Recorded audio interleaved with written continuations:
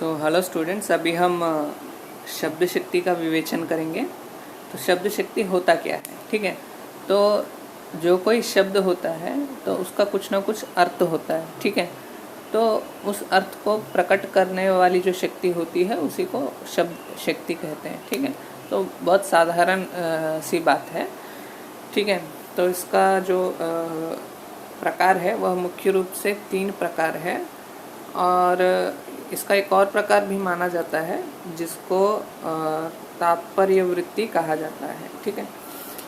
तो मुख्य रूप से 3 प्रकार हैं, लेकिन एक और प्रकार भी माना जाता है तात्पर्य वृत्ति।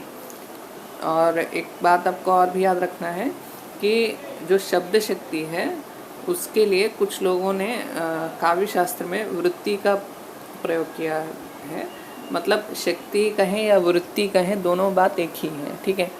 तो कुछ स्थानों में वृत्ति कहा जाएगा इसको, ठीक है। तो यहाँ तक आपको थोड़ा क्लैरिफाई हो गया होगा।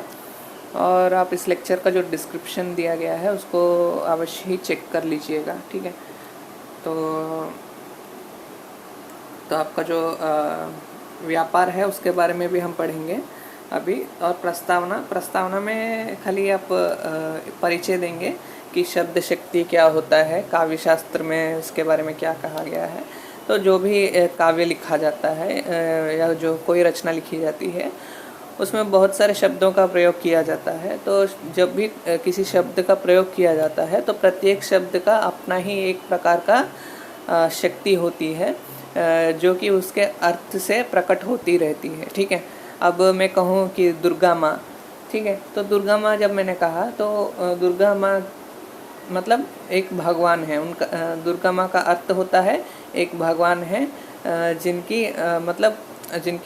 जिनको हम सभी बहुत ही सम्मान देते हैं। ये सब मतलब उस शब्द का अर्थ जो है वही उस शब्द की शक्ति है, ठीक है। तो इस प्रकार से हम शब्द शक्ति का विश्लेषण कर सकते हैं। तो व्यापार क्या होता है, ठीक है, तो उसको भी हम देख लेते हैं। तो प्रस्तावना में तो इंट्रोडक्शन होता है, हमारे जो भी चैप्टर है उसका इंट्रोडक्शन होता है, ठीक है। अब व्यापार क्या होता है उसको देख लेते हैं, ठीक। तो जो शब्द की शक्ति अर्थ को व्यक्त करने का व्यापार है, ठीक है। तो जो शब्द की शक्ति होती है वह अर्थ को व्यक्त करना ही उसका काम होता है, ठीक है। मतलब व्यापार मतलब यहाँ पर हम काम ले सकते हैं या फिर प्रोसेस जो होता है, ये सब प्रोसेस जो चलता रहता है उसी को हम यहाँ पर व्यापार कह रहे हैं, ठीक है। तो जो कोई प्रोसेस हमारा चलता है शब्द से अर्थ निकालने का, ठीक है, उस प्रोसेस को हम यहाँ पर व्यापार कह रहे हैं, ठीक। और शब्द का कारण जिसके द्वारा कार्य का संपादन होता है उसे व्यापार कहा जाता है। तो वही बात को घुमा फिरा कर कहा जा रहा है और कुछ नहीं। मतलब आपको सरलता से यही समझना है कि जो शब्द की शक्ति होती है वह उसके अर्थ से प्रकट होती है, ठीक है। और उस जो प्रक्रिया होती है उसको हम व्यापार कहते हैं, ठीक है। तो शब्द का व्यापार मतलब ये सभी प्रोसेस को हम व्यापार कहते हैं, ठीक। और जिस प्रकार जब कोई घड़ा बनाया जा रहा होता है, ठीक है, जब कोई घड़ा बनाया जा रहा होता है तो उसके लिए क्या चाहिए, मिट्टी, चाक, दंड, कुम्हार आदि सभी कारण हैं, ठीक है।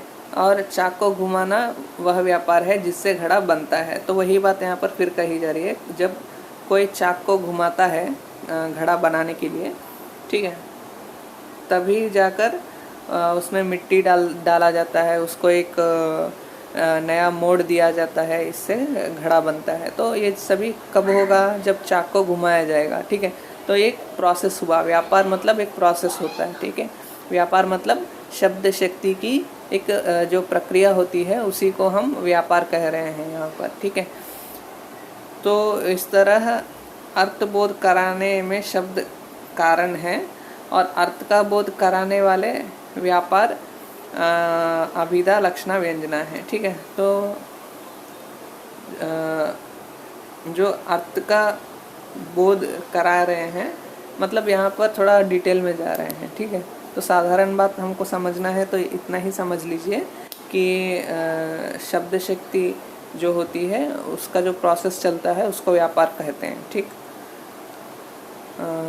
तो प्रोसेस मतलब हिंदी में प्रक्रिया, ठीक है।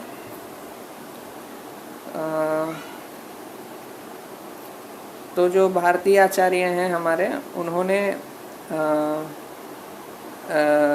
3 भेद किए हैं शब्द शक्ति के, ठीक है। भारतीय आचार्यों ने अर्थ के 3 प्रमुख भेद किए हैं, वाच्यार्थ, लक्ष्यार्थ, व्यंग्यार्थ, ठीक है। तो जो अभिधा शब्द होता है उसका जब अर्थ निकालते हैं तो उसको वाच्यार्थ कहते हैं, ये रिलेट करता है इससे। और लक्ष्यार्थ लक्षणा शक्ति का अर्थ होता है, मतलब लक्षणा से जो अर्थ निकालते हैं उसको लक्ष्यार्थ, और व्यंजना शब्द से जो अर्थ निकालते हैं उसको व्यंग्यार्थ कहते हैं, ठीक है। उसके बाद अभिधा शब्द शक्ति जो है वह, अभिधा शब्द शक्ति जो है वह पहले प्रकार की शब्द शक्ति है। तो इसमें अभिधा जो शब्द शक्ति होती है वो बहुत ही सिंपल होती है, उसमें किसी भी प्रकार का कोई भी बुद्धि लगाने की आवश्यकता नहीं होती है। मतलब जो मुख्यार्थ होता है वो सीधा सीधा समझ में आ जाता है। जैसे मैंने कहा कि यहाँ एक हाथी है, ठीक है। यहाँ एक हाथी है, उसमें सिंपल बात है कि हाथी यहाँ पर है, ठीक है। हाथी का मतलब क्या होता है, हाथी ही होता है, ठीक है, और कुछ नहीं होता है। तो मतलब सीधे सीधे शब्द से हम अर्थ निकाल लेते हैं, तो वहाँ पर अभिधा शब्द शक्ति काम कर रहा है, ठीक है। तो यहाँ पर देखिए जो प्रसिद्ध अर्थ या साक्षात संकेत अर्थ का बोध होता है तो उसी को हम अभिधा शब्द शक्ति कहते हैं, ठीक है। और अभिधा से जो अर्थ निकलता है, अभिधा शब्द से जो अर्थ निकलता है उसको हम मुख्यार्थ कहते हैं, ठीक है। मतलब जो उस शब्द का मुख्यार्थ होता है उसी को हम समझते हैं। जैसे हाथी शब्द का मुख्यार्थ हाथी, ठीक, ऐसा हम कह सकते हैं। या फिर अश्व, ठीक है, अश्व का मुख्यार्थ घोड़ा, ठीक है, सीधा अर्थ निकल गया, ठीक है। अग्नि, आग, मुख्यार्थ उसका निकल गया, ठीक है। जल, पानी, ठीक है। अब जल जो शब्द है उसका मुख्यार्थ पानी है, ठीक है। तो सीधा सीधा जब अर्थ निकलता है तो अभिधा शब्द शक्ति प्रयोग में आता है, ठीक है। अब जो हमारा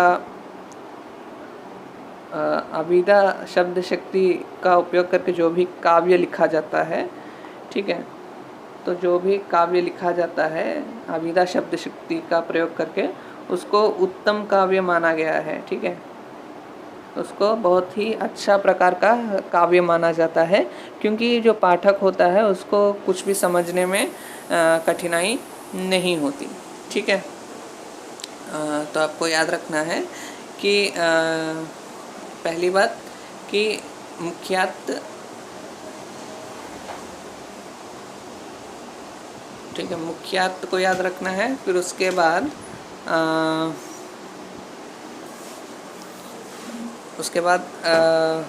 उत्तम काव्य होता है अभिधा शब्द शक्ति से जो कुछ लिखा जाता है वो उत्तम काव्य माना जाता है, ठीक है। फिर निश्चितता होती है और भाषा में भी स्पष्टता होती है, ठीक है। मतलब जो अभिधा शक्ति का प्रयोग किया जाता है तो उसमें भाषा की स्पष्टता देखी जा सकती है, ठीक। इस प्रकार कुछ पॉइंट्स को आप याद करके थोड़ा आंसर अपना एक्सटेंड कर सकते हैं इस प्रकार के टॉपिक्स को लिखते समय, ठीक है। और यहाँ पर देखिए एक और उदाहरण दिया गया है कि जो गो शब्द है उसका प्रयोग आप करते हैं तो निश्चित रूप से गाय उसका अर्थ निकलता है, तो ये भी अभिधा शब्द शक्ति है, ठीक है। इसकी एक और विशेषता है कि यह बहुत ही लोक विस्तृत रूप से उपयोग किया जाता है, मतलब समाज में इसका उपयोग बहुत ही विस्तार से किया जाता है, इसलिए इसका अर्थ जो है वो सभी को समझ में आ जाता है।